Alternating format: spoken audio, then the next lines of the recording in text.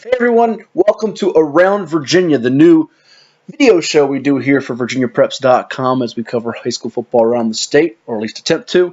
We're going to give you a little bit of a preview of Friday night's games. 5 games we're going to hit you what we like to follow on this evening that are big ones to watch around the state, as well as 3 others that just didn't make the list here. Sometimes we might get a chance to put this stuff in print, but we're going to try to do this weekly on the video segment throughout the state of Virginia. So log on. We want to take some mailbag questions too that we can throw in, and some questions we can't squeeze in our weekly chat too. But we're going to start things off with the game of the week around the Commonwealth. There's no bigger game. The #1 Salem, the defending 2-time state champ, playing host to #2 Dinwiddie. You got 2 outstanding coaching staffs.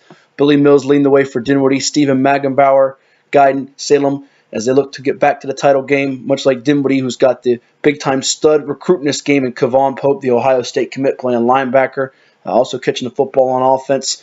Interesting, both teams lost a good amount to graduation. Salem maybe a little bit more than Dinwiddie, but Salem, they don't rebuild, they reload, and I give them an ever so slight edge in this game. If you asked me who was going to win about a week ago, I would have said Dinwiddie.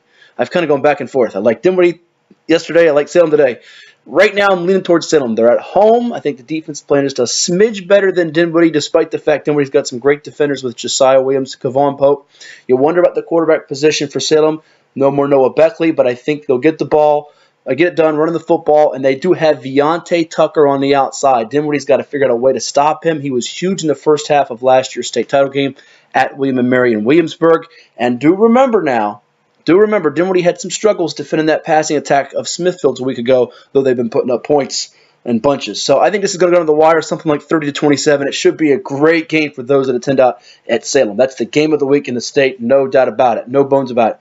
4 of the games I like. South County at Centerville. Both teams 1-1, coming off tough losses. South County in overtime. They've got the outstanding wide receiver in Dylan Spalding, 4 touchdown catches in back-to-back weeks. I think he could be a state record pursuer guy here, as we talked about in the chat this week. And then you got Centerville, which we hyped up quite a bit. Chris Haddock loves his size up front. You got Mr. Skull leading the line there, but they had trouble stopping that speed of John Champ, and in particular Carl Garman III running the football last week. I kind of feel like South County's going to squeeze this one out on the road, but I can't count out Centerville because I think they're big up front. They've got to improve that defense. South County's had some struggles in defense at times when their offense has been a juggernaut. So this one's going to come down to which defense can make the stop and what could very well be a high-scoring game, something like 38-35. Slight lean towards the Stallions. I'm not counting out Centerville, though. Thomas Dale at Hermitage. Oh, this is a wonderful game in Richmond. I think our own Danny Lewis will be there for it. 2-0 Dale. A little bit more surprising than 2-0 Hermitage, who we started out #3 in the state in Class 5. Thought about putting them at #2 ahead of 2-time defending state champ Highland Springs and just behind Stonebridge.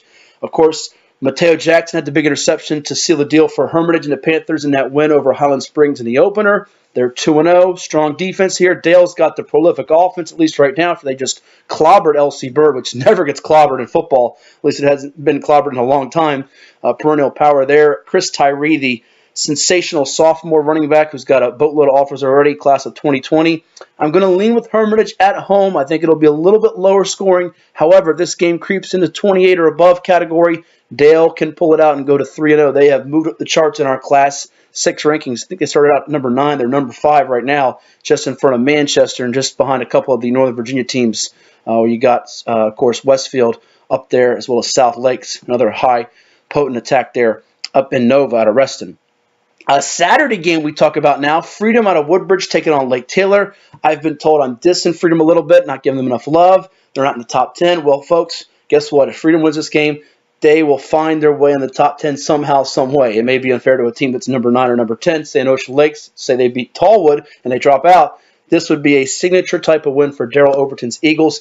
They had the firepower on offense. They got A.J. Felton at quarterback, Tyquan Brown, a tremendous running back, junior, sort of a Ricky Slade Jr. type, in my opinion. Lake Taylor is young. I've already said on record, I think Hank Sawyer's Titans, their year to win the state title in Class 4 is next year in 2018. The freshman running back Malik Newton had a big night a week ago against Western Branch. Their defense has only got a few seniors starting. I got Freedom eking it out in a shootout. Don't hate me, Hank Sawyer. Don't hate me, Saunders Sawyer. Don't hate me, Titans. Still got love for you. This could go either way. Lake Taylor, you better catch them now because come November, they could just be steamrolling people. I think this is going to be a tough one on the road. Saturday with some inexperience. Freedom is going to be more. It's a bigger deal if Freedom wins this than it is for Lake Taylor, as strange as that is to say. Two more we're going to go through quickly. You got Heritage Lynchburg at Appomattox. Oh, this is a fantastic game, folks. Appomattox, 32-game winning streak. I said this week on the chat, Doug Smith could pass for best coach in the state off back-to-back state titles, longest win streak in the state. Excellent defense led by Devon Graves, the NC State commit in the defensive backfield. Heritage Lynchburg, meanwhile, comes in with the extremely dangerous offense. Put up 60 points a week ago against Northside. They've got weapons everywhere, weapons galore. Had some injuries a year ago, derailed them a bit in Class 3. They're shooting up the Class 3 rankings right now.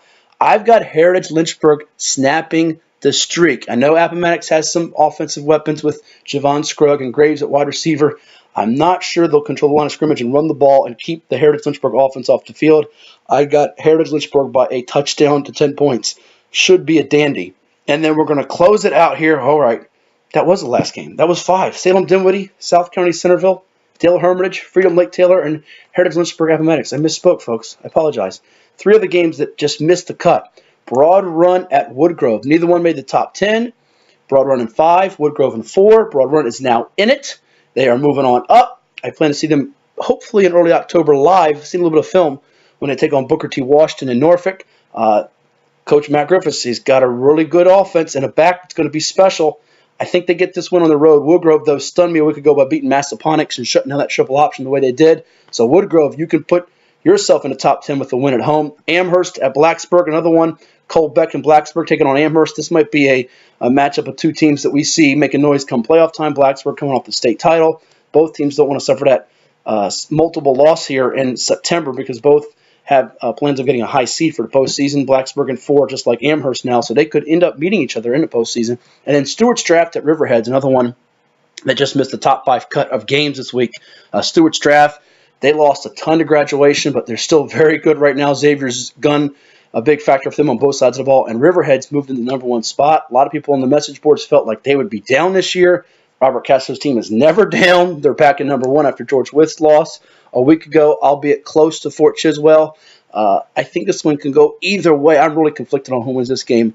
I think the winner, though, has to feel great about getting themselves a top seed for the postseason. Riverheads in 1, Stewart's Draft in 2. So that closes out the games to see. A couple of things before we sign off on this video debut of Around Virginia. Shout out to Larry Basham, William Birdie, 73 yards away from 6,000 in his illustrious career at William Byrd with the Terriers. He's going to get it against Bassett, I am predicting. And then we also want to give out kudos to our last 2 players of the week. First player of the week around the state, Michael Drake Tull, South County quarterback, 274 yards and 7 touchdowns.